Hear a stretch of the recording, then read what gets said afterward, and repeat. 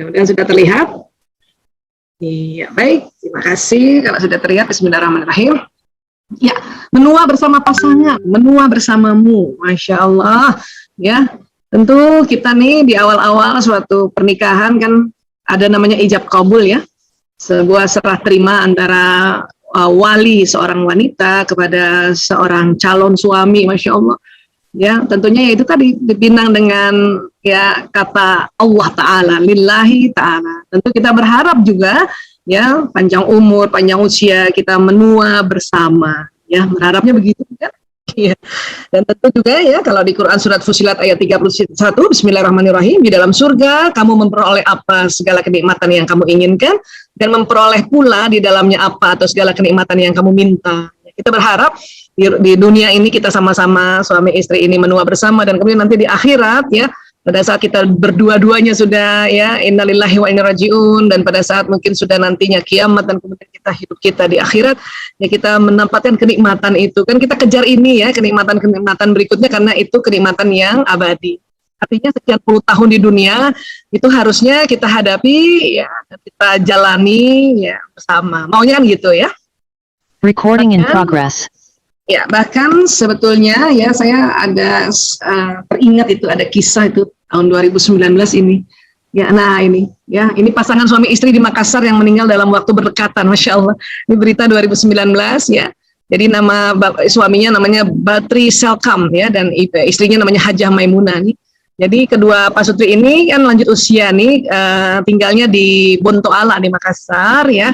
Jadi suami dan istri ini meninggal berselang hanya 12 jam, Masya Allah. Jadi istri yang meninggal duluan di hari Ahad itu, tanggal 4 Agustus 2019, jam 13.30 WITA ya, setengah 2 WITA siang ya. Ya, belum lagi sempat dimakamkan karena keputusan keluarga ada dimakamkan keesokan harinya ya. Kemudian suaminya ini, Haji Batri ini ya, pas 1.40 dini hari nih, hari Seninnya meninggal juga. Ya Allah, itu waktu orang-orang keluarga, tetangga datang ke sana, mereka semua ya terkagum-kagum, ya Allah, ini pasangan suami istri meninggal dalam waktu berdekatan dan akhirnya dimakamkan berdampingan, ya Allah. Ya. Apakah teman-teman juga mau seperti ini? Saya bertanya ya. Iya. Ada yang begini pasti, mau Bu Aisyah? Kalau bisa sih, tapi pas udah usia lanjut ya, karena kalau pas masih anak-anak masih kecil, kalau dua-duanya meninggal, waduh, anak-anak sama siapa? Kan ada yang mengatakan begitu juga ya, anak-anak sama siapa? Gitu ya. Apapun itu, kita senantiasa berupaya untuk ya terus ya menjalin hubungan suami istri ini, berharapnya sampai tua dan meninggal bareng-bareng kan gitu ya, atau selang berapa jam atau selang berapa bulan, maunya begitu ya. Ya Allah, maunya begini, tapi sekali lagi menuju ke manula atau menua bersama pun berarti kita harus sepakat apa? Sabar. Sabar ini bukan diam, sabar ini upaya terus cari tahu bagaimana caranya, bagaimana cara berkomunikasi. Semakin umur tuh semakin beda juga lagi komunikasinya. Cari tahu bagaimana sih, apa sih watak suami istri, makanya ya ada yang kepengen gini. Ya, itu dalam rangka sabar, itu mencari ya hal-hal yang kita butuhkan untuk menjalani hari demi hari yang sekian puluh tahun dengan kesabaran. Ya. Sabar saja tidak cukup, tentu harus tekun. Dalam artian hari ini sudah senyum berhasil, ya besok senyum lagi sama pasangan, besok senyum lagi, itu tekun. Ada orang yang ya lagi rajin senyum, jadi 2 hari ini senyum sama pasangan, abis itu males lagi. Nah itu bukan tekun. Ya, abis gimana Bu Aisyah, saya senyum, dia nggak balas senyum, kan gitu ya. Ya tetap aja senyum, lakukan saja, terutama buat kita nih perempuan sebagai istri, kita yang memang harus memulainya. Tetap aja senyum. Dia nggak senyum, tetap aja senyum. Itulah namanya tekun. Ya, tekun. Nah, sabar dan tekun ini menjalani waktu yang cukup panjang, kan bertahun-tahun ya. Saya alhamdulillah ini jalan ke 30 tahun rumah tangga kami. Ya, mudah-mudahan itu ya sabar dan tekun aja, sabar tekun dan menjalani hari demi hari yang cukup panjang ini, ya. Nah, itu namanya tabah. Jadi kita sabar, tekun, tabah, gitu. Endingnya apa? Endingnya tawakal tentu. Tapi yang bisa kita lakukan adalah sabar, tekun, tabah. Ya. termasuk juga tekun, mungkin tersinggung oleh pasangan hidup, kita meng-manage, kita punya emosi, kita istilahnya merilis, kita istighfar berkali-kali, tekun ya sudah, lakukan aja. Ya, yang biasanya memang selalu siapin makan ke suami, tapi suatu ketika si suami kok kayaknya nampaknya kesel, tapi dengan sabar tadi dan tekun tadi dan tabah tadi, wah, masya Allah. Ya, dan hari demi hari kita lakukan, minggu-minggu, bulan-bulan, akhirnya tahun, dan akhirnya nggak terasa baru menikah 1 tahun, 2 tahun, dan seterusnya, dan akhirnya ya kita sampailah pada satu kehidupan akhirat yang abadi, yang tadi sudah Allah ingatkan pada kita, di sana kenikmatan apa saja engkau mau ada. Gitu. Artinya sabar, tekun, dan tabah berhari-hari, berminggu-minggu, berbulan-bulan, bertahun-tahun di dunia ini, ya. Ini untuk sampai ke satu masa yang keabadiannya lebih panjang lagi. Ya, kalau bahasa anak sekarang ya, nah tenang aja, pokoknya deh, ya waktu di dunia itu cuma sebentar, nanti di hari akhirat itu yang panjang, yang lama. Makanya yang sebentar ini, ayo kita jalanin kan anak-anak. Ya. Jadi ini, tapi bagusnya orang yang belum menikah kemudian banyak belajar, banyak ikut seminar, banyak ikut kuliah, banyak ikut taklim, insya Allah jadinya ya punya jurus-jurus untuk sabar, tekun, dan tabah ini. Ya, baik. Berikutnya apa? Berikutnya ketahuilah, ya sahabat-sahabatku sayang, soulmate atau belahan jiwa itu, ya adalah ya seseorang yang dapat melengkapi dan membuat pasangan menjadi pribadi yang lebih baik lagi. Ini yang harus tahu, suami istri itu soulmate, belahan jiwa. Artinya dia saling melengkapi. Artinya apa? Nggak sama.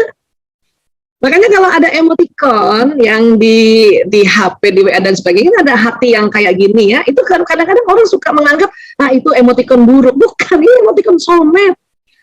Ya, banyak yang nggak berani pakai. Ya. Ini emoticon soulmate, menandakan kita soulmate, bukan retak dia. Kita kirim ini ke suami, kalau suami nggak ngerti ya, itu suka tersinggung. Orang yang nggak ngerti juga tersinggung. Padahal ini soulmate, belahan jiwa. Memang beda kita, suami istri kan beda. Makanya ya saling melengkapi, itu dulu sadari, saling melengkapi. Ya. Nah kalau sudah saling tahu bahwa kita ini saling melengkapi, maka akan baru muncul saling menghormati, ya, saling memahami. Ya. Istri minta suami pahamin dia. Tapi kalau suaminya nggak belajar tentang ya apa sih sebetulnya perbedaan-perbedaan ini, nah itu kan susah. Maka sekali lagi karena perempuan yang lebih sering belajar, maka perempuanlah duluan, istrilah yang duluan memahami seperti itu. Ya. Kemudian mitra yang terbaik adalah mitra yang terbalik. Wah Isa, saya sama suami saya itu beda banget. Udah baik, berarti itu terbaik berarti karena terbalik. Ya. Nah ini bukan hanya mitra pasangan hidup aja, mitra kerja juga yang serasi itu adalah mempunyai watak yang berbeda, bahkan bertolak belakang. Kenapa? Karena di dalam rumah tangga ini kan kita mau merajut ya puzzle rumah tangga ini. Ya. Sayangnya puzzle rumah tangga nggak sesimpel ini yang ada di depan kita. Kalau sesimpel ini mah gampang. Ya salah naruh yang di sini, ya kita tinggal pindahin ke sini. Ya rumah tangga itu puzzle-nya besar banget. Karena tadi itu dijalinnya detik demi detik, ya, menit demi menit, jam demi jam, hari demi hari, minggu demi minggu, bulan demi bulan, tahun demi tahun. Itu perlu kita sadari. Ya. Kadang, ya, kita nggak sabar merangkainya ini, maka bubar jalan. Ya. Karena nggak sabar, akhirnya saling bertengkar, ada yang tersinggung, akhirnya saling ya masuk ke yang lebih berat lagi, barangkali kekerasan dalam rumah tangga dan sebagainya ya. Dan di satu sisi juga karena puzzle rumah tangga itu sangat besar, maka perlu ada guidance, petunjuk. Buat kita keluarga muslimah tentu petunjuknya satu, Al-Qur'anul Karim. Berarti kita harus baca tiap hari dong itu. Kadang-kadang kita ngaku petunjuknya Al-Qur'an, tapi kita nggak tahu, makanya supaya tahu perlu baca. Itu juga ya dengan sabar dan tekun ini kita baca ayat demi ayat. Kadang kita baca satu mengaji terus kita kaji, kadang satu ayat itu dikaji bisa berhari-hari ya. Nah itu oke.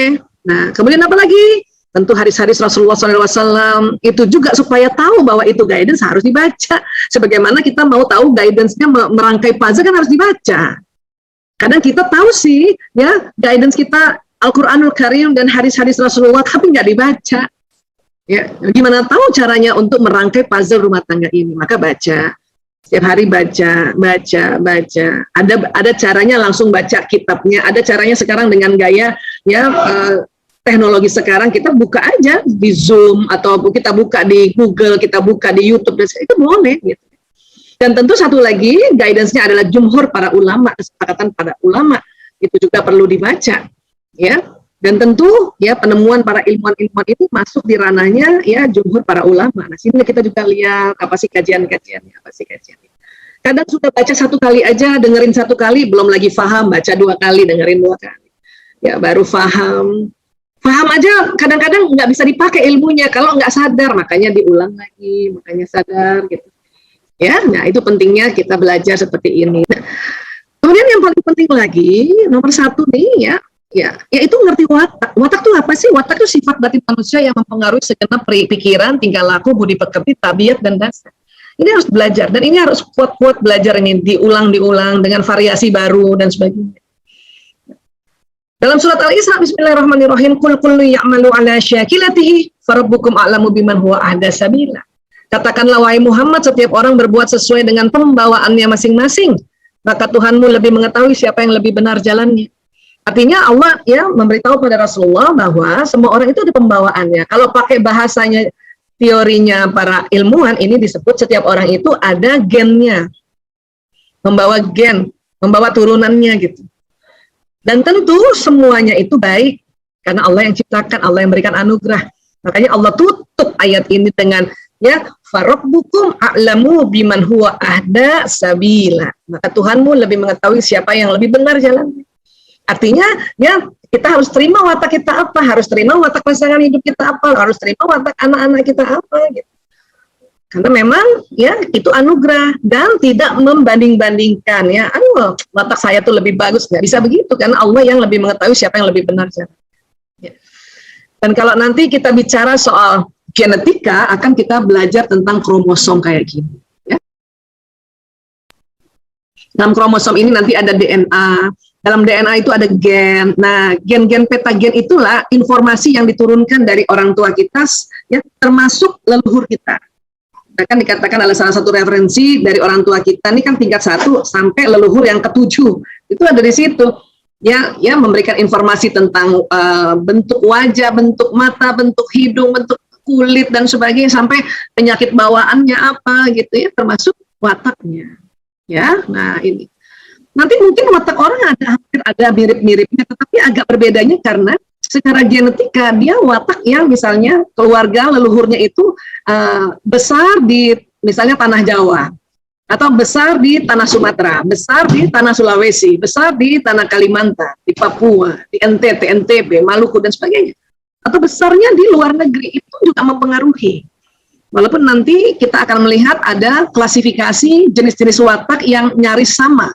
Itu makanya mengapa watak bisa kita pelajari, kita deteksi dan kita pelajari, ya. Tapi dia tidak akan persis sama gitu. Kenapa? Karena ada faktor-faktor lainnya yang diturunkan lewat genetik ini.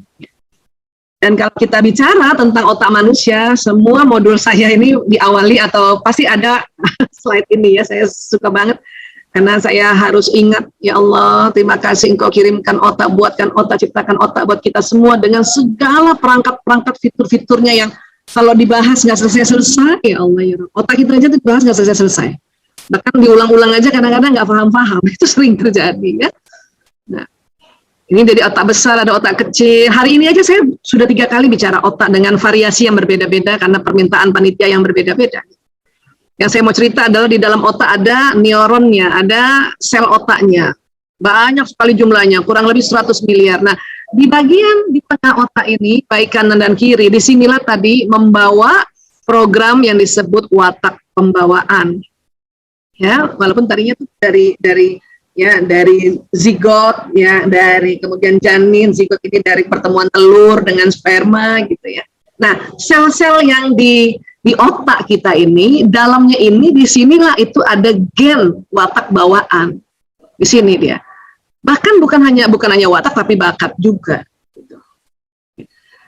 Tadi Bu Aisyah bilang, watak ini kadang-kadang hampir sama nih beberapa orang, tapi kok ada yang membedakan misalnya gitu ya. Itu biasanya adalah genetika lain yang muncul di daerah lobus frontalis, seperti misalnya gen-gen yang dibawa leluhur kita ini karena dia tinggal di satu tempat, ya.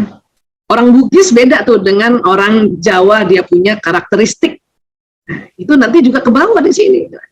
Belum lagi pas dia lahir di satu tempat ya. Misalnya saya nih orang Bugis, tapi saya lahirnya di Jakarta.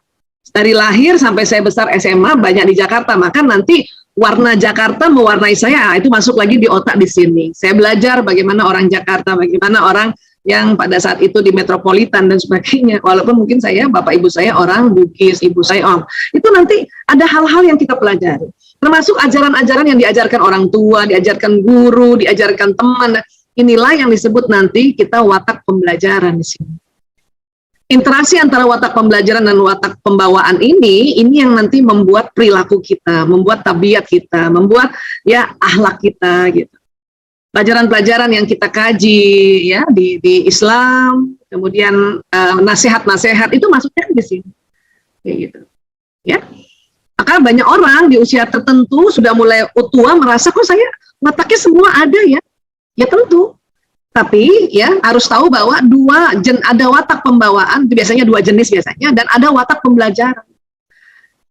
Yang perlu kita tahu supaya kita saling menghormati itu adalah watak bawaannya apa ya suami ini, watak bawaannya apa anak ini ya, watak bawaannya apa ya seorang istri ini, watak bawaannya apa ya mertua kita waktu itu.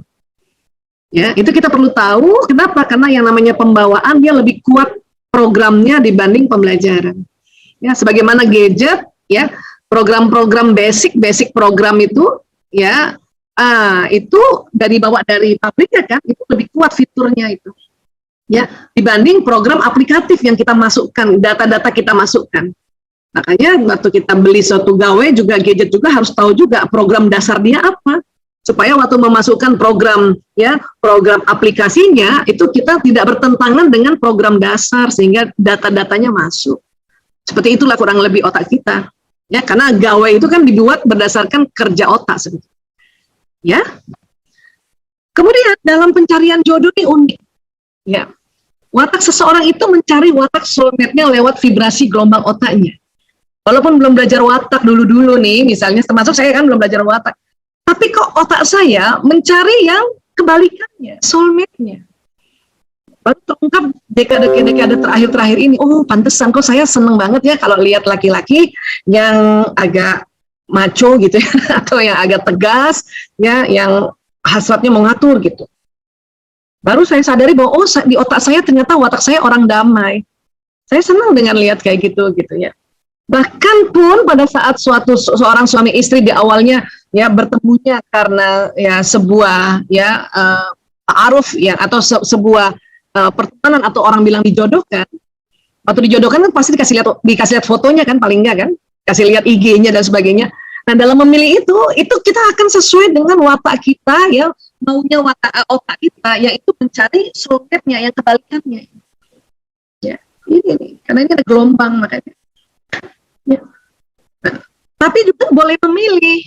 Maksudnya Bu Aisyah, secara watak dia mencari soulmate-nya, tetapi secara asal, dari mana keluarganya, sekolahnya apa, orang mana dia, itu boleh memilih. Ya. Jodoh itu kalau di takdir ada takdir qadar, ada qadar itu memang ya dia akan mencari watak yang berseberangannya, ya kodoknya adalah boleh memilih. Saya barangkali kalau saya misalnya tidak pilih orang Jawa, mungkin saya pilih orang Bugis, sesama orang Bugis, pasti dapat wataknya seperti suami saya yang sekarang ini ya Priyanto Sismadi. Ya. Tapi saya boleh memilih. Jadi waktu itu sudah niat, ya Allah saya suka sama orang-orang Jawa misalnya, karena dari kecil sampai besar saya SMA di Jawa, atau tepatnya di Jakarta, jadi terpengaruh juga. Ya, barangkali kalau saya besarnya di Makassar, mungkin saya bilang saya sama orang Makassar gitu. Itu bisa saya dapat orang Makassar, namun wataknya ya tentu yang nanti bersoulmate atau berkontra dengan apa yang ada di otak saya. Ini dulu yang harus difahami, supaya dalam mendambakan pasangan ideal itu ngerti, nggak sekedar pokoknya dia ngerti aku, iya nggak bisa dong gitu. Kita harus ngerti juga siapa diri kita. Nah, itulah belajar. Ya, nah di otak ini akan ada cara-cara kita untuk mengaktifkannya. Nah, termasuk watak. Jenis program watak kan udah ada di inti-inti ini. Nah, awalnya si neuron-neuron itu kan tidak tersambung. Nanti kita yang sambungkan. program watak di otak kita tuh kadang belum nyala seefektifnya, belum nyala dengan efektif, ya belum maksimal. Nanti caranya adalah kita terima watak itu. Maka dalam salah satu juga tips-tips yang saya sampaikan pada kita semua, termasuk anak-anak, terima dulu wataknya. Ya Allah, saya terima watakku, ya Allah, Engkau berikan watakku jenis ini, gitu. Nanti jenisnya baru kita pelajari ya. Mungkin sahabat-sahabatku yang saya tadi lihat sudah ada teman-teman memteku ini, mereka sudah belajar tentang watak. Ya, tinggal kita setiap hari menerima watak itu. Entah diucapkan sambil masak ya, atau sambil apa setelah sholat. Ya Allah, saya terima watakku ini, ya Allah, terima kasih ya Allah. Karena watak kalau diterima, itu neuron-neuronnya itu senang sekali. Ya, dan dia akan teraktivasi sesuai ya kekuatan-kekuatan watak yang ada programnya di otak kita. Namun kalau kita menolak, kita ya tidak berdamai dengan watak kita, tidak menerima, maka yang muncul adalah kelemahan-kelemahan watak. Ya. Nah, watak kan ada di atas nih, dia akan turun lewat sistem saraf, karena sistem saraf ini kan dianalogikan kayak kabel listrik, maka dia akan membawa pesan, akhirnya membentuk perilaku, membentuk mimik wajah, membentuk aktivitas, membentuk cara berpikir. Karena suami istri itu wataknya berbeda, maka kadang kita harus paham bahwa cara berpikir saya ini dalam saya ya membimbing anak kok beda ya sama suami misalnya. Jangankan bimbing anak, nonton film aja, otak suami dengan otak istri itu suka berbeda memaknai film itu. Kenapa? Karena memang ada pengaruh watak. Juga pengaruh ilmu pengetahuan sebelum-sebelumnya. Ya, maka terkadang ada istri kalau nonton film nangis, kata suami kenapa nangis? Itu lucu kok. Nah, kata istri kok lucu? Kata suami itu lucu, itu kisah itu. Kata istri itu sedih kisah itu. Nah, itu ngomentarin film aja udah berantem kita. Kenapa? Karena watak yang berbeda dan ya informasi yang kita terima sejak kecil sampai detik ini kan beda. Itulah yang membuat perbedaan. Maka masuklah di situ ya kebijaksanaan. Kita senyum aja, langsung iya ya kita beda ya. Udah nggak usah yang diheboh-hebohin kayak gitu. Terimalah bahwa perbedaan itu indah-indahnya perbedaan. Ya. Bahkan nanti watak suami bisa masuk di otak kita juga sebagai watak pembelajaran. Bahkan watak istri juga bisa masuk di otaknya suami sebagai pembelajaran. Makanya mengapa nanti di pertengahan rumah tangga ini, ya katakanlah 25 tahun ke atas, sudah semakin asik. Kenapa? Karena kita nyari sama suami istri, empat watak itu sudah ada pada diri masing-masing. Alhamdulillah saya pribadi sudah menjalani itu dan merasakan itu. Apalagi nanti 50 tahun, makanya mengapa ada celebrate atau sebagai penanda saja ya, itu cuma budaya ya, bukan anjuran mungkin dalam Islam. Bersyukur di 25 tahun pernikahan sudah masih tetap bersama, di 50 tahun pernikahan bersama, dikasih istilah lah ya, kawin perak, kawin emas dan sebagainya. Ya kan? Ada nggak sampai 100 tahun Bu Aisyah? Kalau ada sih, itu kan nggak banyak. Ya, nggak banyak. Makanya sudah bisa 25 tahun aja udah sangat syukur, 50 tahun bersama aja udah sangat syukur. Ya, seperti itu. Bu Aisyah, saya kok rasanya kesel banget sih. Tunggu, berapa tahun nih baru berumah tangga? Sudah 5 tahun. Oh, tentu. Perlu, ya, sabar, tekun, dan tabah. Saya udah 10 tahun lebih, Bu Aisyah. Sabar, tekun, dan tabah sayangku. Sampai kapan? 25 tahun lah. Nikmati itu. Saya udah 25 tahun lebih, malah saya jadinya berantem sama pertanyaannya. Sudah belajar belum tentang watak? Sudah belajar belum kekuatan kelemahan masing-masing diri dengan pasangan? Sudah beradaptasi belum? Itu juga. Ya, jadi yang diharapkan adalah panjang pernikahan ini, tapi itu tadi ada sabar, ada tekun, ada tabah di situ. Tekun nggak memanage emosi?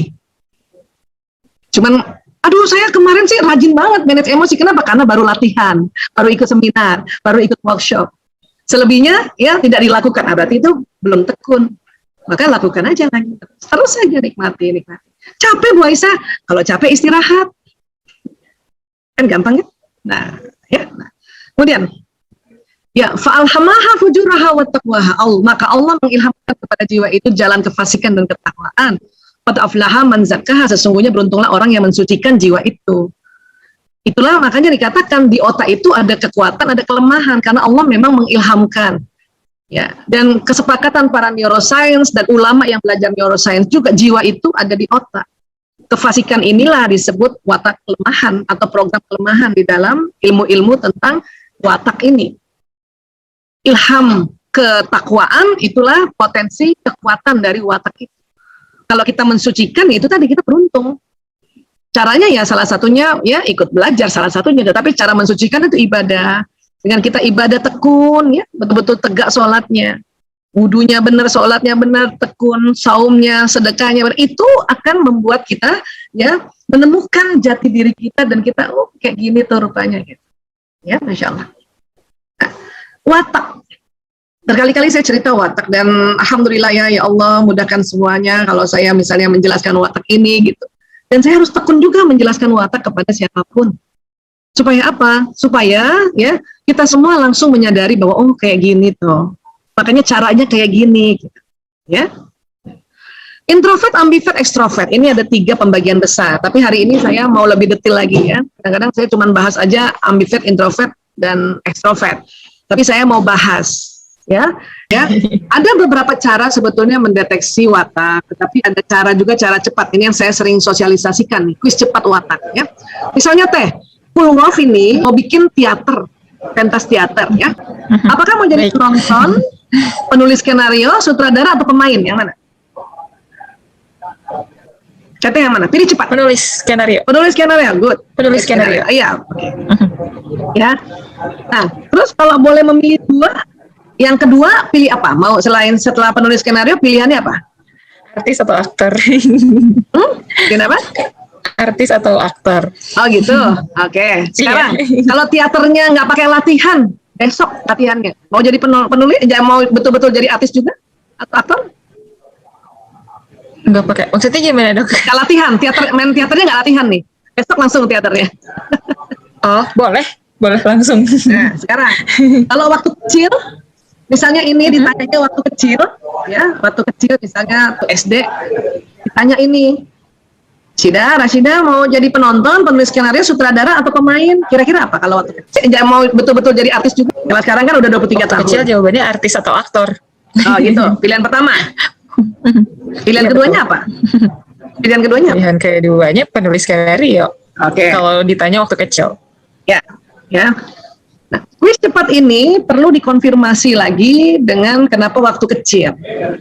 Kenapa? Karena ya biasanya waktu kecilnya kalau kita tanya sama anak yang lebih kecil itu jauh lebih tepat. Oh oke. Gitu. Mungkin Rashida ini misalnya kalau umurnya betul-betul masih kecil itu jauh lebih tepat. Kenapa? Karena watak pembawaan itu lebih terasa waktu umur masih kecil. Ya. Nah, karena kalau udah seumur belasan tahun lagi atau puluhan sudah ada pengaruh dari sekeliling. Makanya sudah ada watak pembawaan. Nanti kita akan lihat ini, mana watak bawaannya Rashida, mana watak pembelajarannya. Karena pengaruh bisa dari orang tua, bisa dari sekolah, bisa dari nasihat, bisa dari karena ikut seminar, bisa dari gitu. Oke? Nah, sekarang kita lebih dalam lagi ya. Karena pemilihan dari Rashida ini satu nampaknya watak bawaan, satu ada pembelajaran. Makanya kita akan lebih dalam lagi ya. Oke. Baik. Orang yang pilih apapun ini ya, sahabat-sahabatku sayang yang hari ini ikut hadir, pilih apapun ini semuanya bagus. Ya. Ada yang nggak mau pilih penonton, disangkanya penonton itu ya nggak intelek, nggak bonafit. Justru kan teater ini diciptakan untuk penonton kan gitu. Saya dulu ya waktu disuruh pilih saya pilih penonton. Kenapa? Memang itu watak dasar saya dari otak saya ya, jadi penonton. Gitu. Ya gitu ya. Jadi sekali lagi sahabat-sahabatku sayang, semua pilihan ini bagus ya. Sudah pilih pilihan pertama dan pilihan kedua ini buat yang lain. Nah, Rashida sudah memilih penulis skenario dan pemain ya. Oke, sekarang kalau pilih yang penonton, biasanya itu orangnya hasratnya damai dan ciri khasnya pengamat. Ini penonton. Disebutnya kalau bahasa psikologi kepribadian plekma. Ini istilah nama-nama ini sebetulnya adalah warisan dari Hippocrates, penamaan Hippocrates 300 tahun sebelum Masehi, 300 tahun sebelum Nabi Isa lahir, istilah plekmatis sudah ada. Ya, istilah-istilah nama-nama watak ini sudah ada. Ya, nah, jadi kalau orang yang pilih penonton dengan cepat ya, nggak perlu timbang-timbang, nggak perlu pakai gengsi gitu ya. Oh, berarti hasrat di otaknya damai dan orangnya pengamat. Ya. Nah, ciri khasnya paling sering adalah kalau orang yang pilih penonton tadi ya. Sekarang kita cek ya, ayah bunda teman-teman ya. Ya, sering banget diajak apa saja kalau disuruh milih mau makan apa atau mau gimana, bacanya terserah. Terserah gitu. Ya. Kalau Teh Rasida dari dulu suka ngomong terserah nggak? Ya. Kalau lagi nggak pengen apa-apa terserah, tapi kalau kepikiran lagi pengen apa pasti ngomong. Gitu. Nah, ya berarti kan bukan penonton bisa jadi kan? Iya. Kalau penonton itu dalam 7 hari ditanya 7 hari bisa 6 hari terserah bilang terserah. Oke. Ya. Nah, sekarang buat tadi yang pilih penonton. Kalau saya saya dari dulu bilang terserah. Sampai detik ini juga terserah. Walaupun saya sudah mulai belajar untuk mengungkapkan apa yang saya inginkan. Tapi lebih banyaknya terserah. Ya. Nah, orang yang pilih penonton atau plekmatis ini memang butuh istirahat. Kenapa? Cepat capek. Kenapa? Karena dia nggak marah, jarang marah, atau jarang ya langsung to the point. Makanya capek. Maka perlu istirahat. Apabila dapat suami juga yang wataknya penonton tadi, dia butuh istirahat. Atau istri yang seperti saya, penonton saya juga butuh istirahat. Ada waktu-waktu yang saya istirahat dan suami saya tahu persis itu kasih waktu ke Bu Isa istirahat. Gitu. Ya. Nah, jadi kalau istri-istri yang suaminya pilihnya penonton, kasih waktu leye-leye. Jangan disuruh-suruh melulu. Ya, oke. Nah, plekmatis ini tadi kita sudah belajar ya, bahwa watak ada kekuatan kelemahan. Kekuatannya apa? Damai, tenang, diplomatis, praktis, dapat diandalkan untuk pekerjaan monoton, humoris. Nah, ini orang plekmatis. Kekuatannya ya. Bu Isa damai banget. Bu Isa tenang banget. Udah mau ada apa masih tetap tenang. Diplomatis banget, nggak mau to the point ngomong sama orang. Pasti saya akan putar supaya dia tidak menyakiti orang. Itu watak dasar seorang plekmatis. Praktis, nggak mau yang susah-susah, cari yang praktisnya. Dan pekerjaan monoton. Pekerjaan saya ini monoton banget. Setiap hari bayangin 3-4 kali sehari monoton. Tapi karena saya plekmatis, saya kuat di situ. Ya, kalau humoris ya saya seneng aja bercanda-bercanda. Kadang-kadang garing kayaknya bercandanya. Ya, tapi kita juga harus paham bahwa kita punya kelemahan. Ya, jadi kelemahannya apa orang plekmatis ini? Suka menunda-nunda. Ya, tidak tegas, cari aman sendiri, motivasi rendah, penakut. Ya, Bu Isa aslinya memang penakut. Dulu penakut. Tapi sudah mulai selama 22 tahun ngurus narkoba di tempa untuk tidak penakut. Hadapi itu, tidak penakut. Tapi jangan salah, kelemahan ini masih tetap ada di otak karena dia watak bawaan. Tapi saya sudah bisa mengatur diri saya supaya tidak penakut, supaya tidak suka menunda-nunda, supaya bisa lebih tegas, supaya bisa ya motivasinya lebih tinggi lagi. Dan terkadang peran suami itulah yang nanti membuat seorang plekmatis atau peran pasangan itulah yang membuat seorang plekmatis ini akan ya bisa mengatasi kelemahannya ini. Saya kalau suaminya bukan seorang Priyanto Sismadi, mungkin nggak jadi kayak gini. Ya, bolehlah jadi dokter. Saya sih dulu kepengen jadi dokter. Kenapa pengen jadi dokter? Supaya bisa praktek di garasi rumah. Itu cita-cita saya yang sangat sederhana. Ya, tapi karena suami saya bukan orang plekmatis, dia katakan jangan dong, rugi dong, sayang dong, kepintaranmu bisa begini, bisa gitu. Ya, nah. Kemudian ya ada satu ciri khas lagi pada orang-orang yang damai ini, itu senang banget menyentuh, ya. Atau orang sering bilang plekmatis ini bahasa kasih sayangnya, mengungkapkan kasih sayangnya adalah memberikan sentuhan, menggandeng, memeluk, membelai, mencium pasangan. Saya dari sejak menikah sampai detik sekarang, saya lah duluan yang gandeng suami, saya duluan yang meluk, saya duluan yang menciumnya, saya membelainya. Karena memang wujud memberikan kasih sayang seorang damai tadi adalah physical touch. Ya, di sisi lain berharap juga pasangan hidup melakukan seperti ini. Itu tadi ada teman-teman yang mengatakan saya berharap suami memahami saya. Bisa, tapi kita dulu yang pahami ya tentang konsep-konsep kehidupan ini. Nanti suami juga diarahkan, diajar. Ya, apakah suami saya kalau dia tidak peluk saya dia tidak cinta sama saya? Bukan begitu. Caranya bukan begitu. Lihatlah dari dia wataknya apa. Oke, nah sekarang, jadi berikutnya tadi nih Teh ya Rashida ya penulis skenario. Nah orang pilih penulis skenario hasratnya sempurna dan ciri khasnya pemikir, betul gitu Teh? Teh ada ciri khas apa-apa dipikirin, ya dipikirin dan hasratnya mau melakukan apa-apa dengan sempurna, dengan betul ya, dengan detil. Tapi kayaknya nggak selalu sih dok. Kadang-kadang untuk beberapa hal kayak gitu. Nah makanya ini kan tadi saya tanya waktu kecil apa gitu kan. Waktu kecil yang mana? Oke. Ya? Untuk konfirmasi tadi ya dok ya? Makanya konfirmasi, benar ya? Karena kalau dari kecil orang yang pemikir, dari kecil tuh udah jelas banget dia rasa gitu. Nah, paling gampangnya gini aja. Teteh sejak kecil sampai sekarang, kalau pencet odol dari bawah nggak? Kalau apa dok? Pencet odol pasta gigi nih, ada gambarnya nih. Oh, Dari bawah nggak? Dari tengah. Dari tengah sampai sekarang. Dari tengah, ya.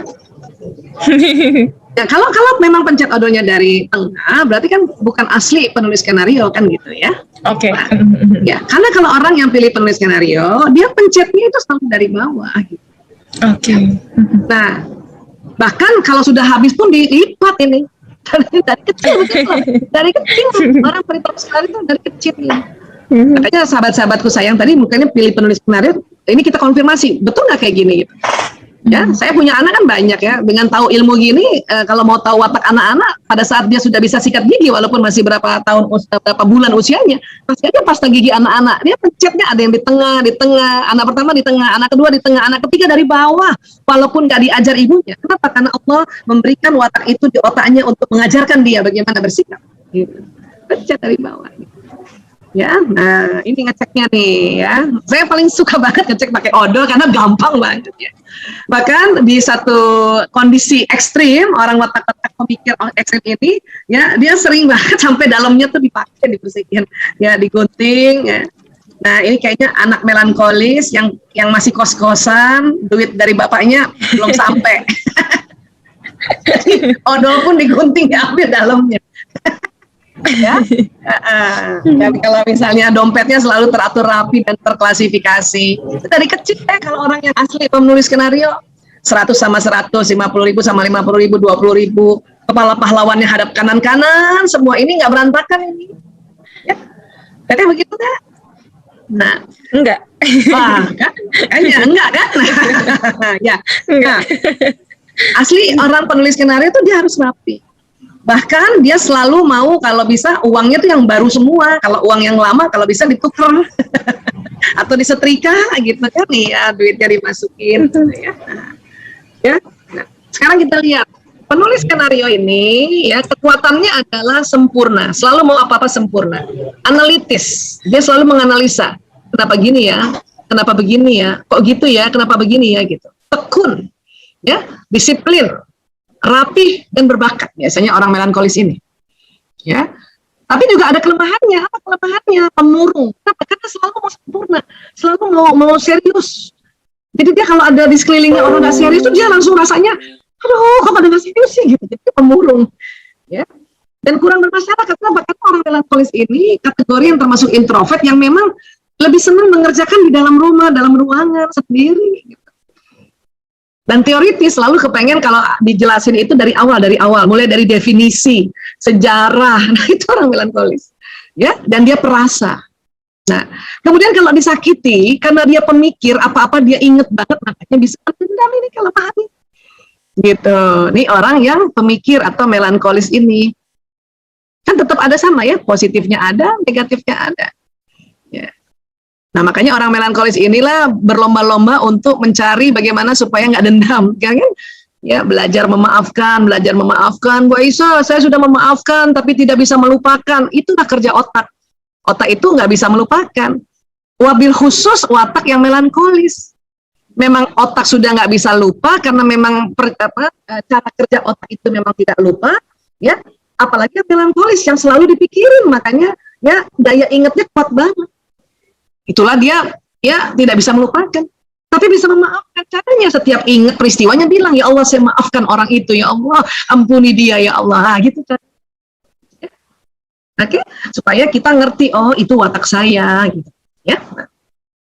Kemudian orang melankolis ini dia senang sekali ya cara mengungkapkan cintanya, membutuhkan waktu yang berkualitas, senang menemani dan menghabiskan waktu bersama pasangan dan juga ingin ditemani oleh pasangan. Ada istri yang melankolis, dia quality time, dia seneng banget kalau suaminya di rumah nemenin dia ngobrol atau cuman ngopi bareng gitu. Tapi ada suami juga yang wataknya melankolis, ya itu ciri-cirinya tuh tadi kepengen kalau dia ada di rumah, istrinya udah ikut di rumah juga gitu. jangan kemana-mana kamu, dan ikut duduk di sampingnya, ngobrol-ngobrol, nemenin kopi. Atau misalnya istri yang mau kemanapun suaminya pantang orang lain yang nganter, harus dia yang nganter. Nah, berarti pasangannya itu, si suami itu melankolis dan menyatakan cintanya dengan memberikan quality time. Nah, buat istri yang lain, yang suaminya bukan wataknya melankolis, Anda berharap suami Anda kayak gini, itu nanti bisa sakit hati. Kenapa? Karena memang wataknya beda. Menurut saya, suami ideal adalah suami yang selalu menemani saya dalam suka dan duka. Itu buat suaminya yang melankolis. Kalau suami watak lain, dia nggak begini. Makanya harus tahu watak, supaya pengharapan kita itu sesuai watak, realistis.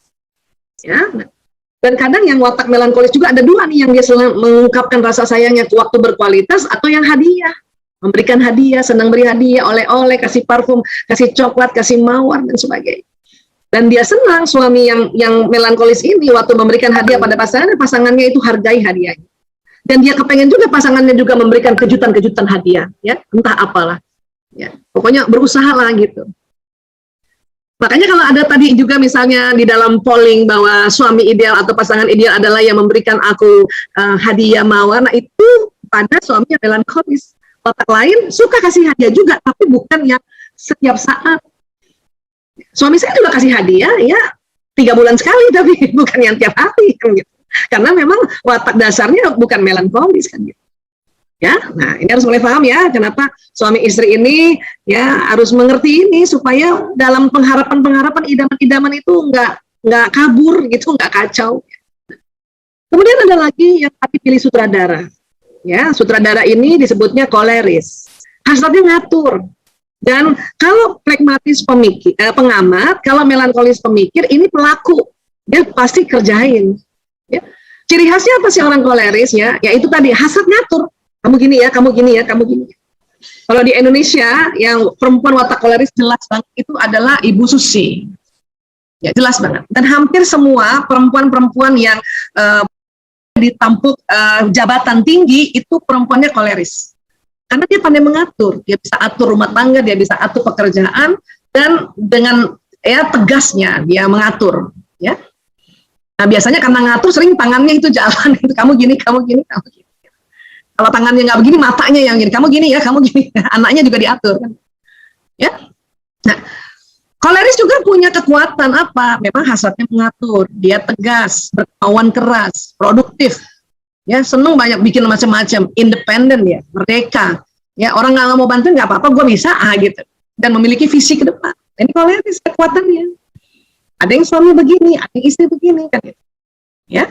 Nah tapi ada kelemahannya juga watak itu pada koleris apa? Terburu-buru, maunya buru-buru, cepetan. Terus mau ngatur, kalau yang diatur nggak mau, ya marah dia. Kalau marah sarkastis, suka nyinggung-nyinggung. Kalaupun dia diem, dingin, ya, dan sulit mengampuni, ya, sulit mengampuni. Karena orang koleris ini orang yang betul-betul, karena dia memang hasratnya mengatur, ya. Dia namanya orang kuat, dia kepribadian kuat. Ya. Terus cara mengungkapkan cintanya orang koleris ini, yaitu pelayanan, dia layani istrinya. Walaupun tentu ya, melayaninya tuh orang ya, istilah melayani itu bukan kayak apa namanya, seorang pelayan pada majikan, ya bukan, dia layani, disiapin apa maunya si istri saya. Ya, saya dalam Bu Isa ini dalam mengurus narkoba itu di belakang layar Ayah Toto atau suami saya yang layanin saya. Dia siapkan macam-macam itu, dia siapkan pengawal-pengawal buat Bu Isa, dia siapkan bodyguard. Waktu dulu soalnya waktu ngurus narkoba sebelum ada BNN. Kan Bu Isa ngurus narkoba 98 ya, BNN baru 2002, antara 98 2002 itu kan bahaya ya ngurus narkoba kan, karena banyak mafia-mafia. Suami saya yang memberikan pelayanan, dia siapkan orang-orang di belakang saya. Kadang bukan dia yang turun untuk lindungi saya, tapi dia udah siapin orang-orang. Itulah bentuk pelayanan juga. Ya. Dan saya harus tahu bahwa ya memang suami saya tidak temani saya karena dia bukan quality time, tapi dia pelayanan, tapi orang-orang yang diutus itu adalah ya dari hasil pelayanan dia, dan itulah cintanya dia pada istrinya. Kita harus tahu. Karena dulu sebelum tahu, Bu Isa merasa bukannya dia sih yang mengawal aku, bukannya dia sih yang temenin aku. Orang lain tuh istrinya, suaminya yang nemenin, nah gitu, membanding-bandingkan. Nah kalau kayak gitu terus-menerus nanti kecewa. Ya kan? Berharap seperti itu, padahal wataknya bukan kayak gitu. Oke? Nah, dia juga ingin dilayani sebagaimana seorang pas pampres berada di belakang. Ya. Nah, ini yang harus difahami juga. Oke? Nah, kadang juga orang koleris ini senang memberikan hadiah, tapi lebih jelas kepada yang melankolis tadi. Ya. Kayak Toto ngasih hadiah ke saya juga, dia karena kolerisnya bukan koleris melankolis tapi koleris sanguinis. Ya, enggak setiap hari, tapi setiap dia kasih hadiah, ya itu saya harus simpan baik-baik dan harus pakai juga, karena dia akan sering tanya kan. Ya, orang koleris bisa kayak gini, tapi lebih pada melankolis yang lebih sering hadiah. Ya, hadiah orang melankolis yang diberikan tuh pasti agak-agak mesra gitu. Orang koleris kadang-kadang ngasih hadiahnya nggak ngomong dia, tahu-tahu taruh aja di depan di tempat tidur, di meja tempat tidur, nggak nanya, nggak bilang ini buat engkau sayang, nggak bilang gitu pokoknya gitu. Dulu rasanya kepengennya kamu ngomong dong kalau ini hadiah buat aku. Sekarang mah udah 29 tahun mah seneng aja kalau saya ngomong, yes, dapat hadiah dari ayat Toto misalnya. Ya kan? Kemudian satu lagi terakhir adalah watak kalau pilih artis. Nah, ini Teh Rashida coba cek mana yang lebih cocok nih. Nah, artis ini wataknya sering disebut sanguinis, hasratnya gembira. Dan ciri khasnya pembicara. Ya, nah, hasrat gembira ini ya dia pokoknya seneng aja gitu. Jadi orang seneng aja, sedih itu nggak ketahuan. Ya, misalnya kalau Teh Rashida yang aslinya memang artis gitu ya, bahwa penulis kanonnya belajar, atau malah kebalikannya sebetulnya, tapi karena kombinasinya ke sini gitu, ke sutradara misalnya ya. Nah, itu bisa ketahuan tuh. Selama ini kalau lagi sedih, kelihatan nggak gitu. Karena orang sanguinis sedih juga ceritanya gembira. Ya. Misalnya orang melankolis kehilangan dompet, orang melankolis kan sedih ya, dompetnya hilang tuh langsung, dompet aku hilang. Dia sedih lah, orang dompetnya bagus, duitnya udah diatur. Orang sanguinis dompetnya hilang, ceritanya gini, dompet aku juga hilang, tapi mukanya ketawa. Gitu. Teteh yang mana? Yang kalau dompetnya hilang ngomongnya sedih atau ngomongnya gembira? Aku sanguinis banget, dokter. Kan? Nah, ya. Orang melankolis nih kalau lagi musim banjir, rumahnya banjir tuh sedih ceritanya, rumahku banjir. Semana Bu? Semata kaki. Oh, semata kaki aja orang melankolis sudah sedih. Datang orang sanguinis, rumahku banjir. Ya, seberapa Bu? Seleher. Tapi dia gembira. Ceritanya gembira. Itu orang sanguinis. Nggak kelihatan sedih. Ya. Nah, ini sanguinis dan ciri khasnya memang pembicara. Bisa kita dapati kalau ada kumpulan-kumpulan ngobrol gitu ya. Nah, ada suara yang paling heboh ceritanya, paling seru dan ketawanya paling besar. Ah, itulah orang sanguinis gitu. Ya. Ada juga sih orang sanguinis sekarang kalau ketawa nggak terlalu heboh banget, kenapa? Udah mulai belajar, ketawanya pakai ditutup-tutup, malu atuh. Ya itu sanguinis belajar namanya. Ya, oke. Nah, ada kelemahan orang sanguinis. Kenapa sanguinis ini spontan? Ya, dia sering saking gembiranya spontan. Ada kelemahannya sering lupa nama orang, lupa di mana parkir kendaraan, lupa taruh barang, gitu. Teteh gitu ya. Ya, banget ya, masya Allah. banget ya. Nah, artinya apa? Ya, kita harus tahu bahwa ini kelemahan watak saya. Bagaimana caranya supaya nggak lupa? Makanya kita misalnya ngulang-ngulang nama orang. Ngulang-ngulang lihat wajahnya, ngulang-ngulang lihat foto profilnya, atau misalnya kita kasih julukan misalnya, ya. Misalnya ada orang sanguinis ya, mau save namanya Bu Isa, Dokter Aisyah dalam kurung narkoba, gitu kan cara-caranya gitu, ya. Nah, memang enak banget ya dalam kurung narkoba ya. Ya Allah ya. Nah, ya, atau misalnya lagi parkir kan sekarang udah enak ya, bisa difoto parkirnya di mana. Kalau dulu nggak bisa, kadang-kadang kita tulis. Ya, ibu-ibu sanguinis suka bingung, mana tadi parkiran mobil aku ya, mana gitu. Sampai dia kadang-kadang lupa, tadi bawa mobil apa aku ya. Bisa kayak gitu orang sanguinis ini. Ya, nah oke. Sekarang, apa sih kekuatan sanguinis? Spontan, hasratnya gembira, hangat, ramah, responsif, senang bicara. Ya, tapi ada kelemahannya juga orang sanguinis, sama seperti watak lain. Apa itu? Emosi labil, ceroboh, nggak disiplin, egosentris, membesarkan masalah. Gitu. Ya. Emosi labil maksudnya apa? Orang sanguinis ini lucu nih ya. Dia kalau ada cerita lucu cepat ketawa, bersamaan juga nanti ceritanya sedih cepat sedih.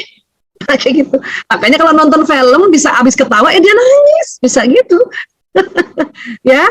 Nah, terus kenapa disebut ceroboh? Karena dia spontan, mau cepat. Makanya seringlah itu jatuh lah, apa-apa jatuh gitu. Sering itu. Kenapa disebut tidak disiplin? Karena dia mau gembira aja. Gak suka hidup diatur-atur banget. Gak suka, udahlah. Pokoknya nikmati kan gitu. Egosentris, kenapa? Orang sanguinis ini orang yang populer, orang cepat sekali ingat dia cepat terkenal.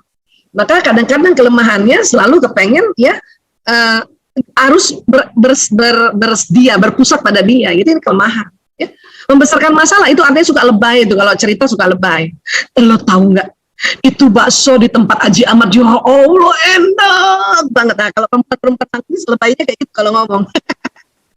Ya, itu bakso uratnya ya Allah. Kalau ngomong kayak gitu. Terus temennya nanya, udah pernah coba makan di sana? Belum. Kok kamu bisa cerita kayak gitu? Temen aku yang bilang. Nah, bisa cerita kayak gitu. Itu orang sanguinis. Makanya orang sanguinis cocok banget ini di PR, public relation.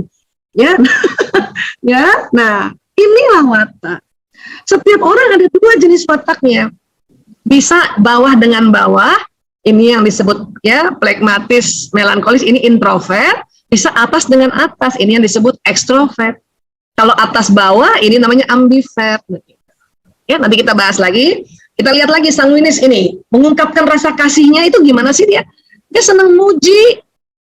Kalau ada pasangan hidup senang muji, menyampaikan kata-kata pendukung, bunda, atau senang bercandain ya istrinya gitu ya. Nah itu bisa jadi dia wataknya sanguinis pasangan itu. Tapi terkadang kalau pujian dari suami terus istrinya nggak mau terima, malah istrinya anggap lebay banget sih kamu ngomong gitu melulu, udahlah kamu bantuin dong gendong anak-anak. Nah itu bisa jadi nanti suaminya akan putus asa memuji istrinya. Maka apa?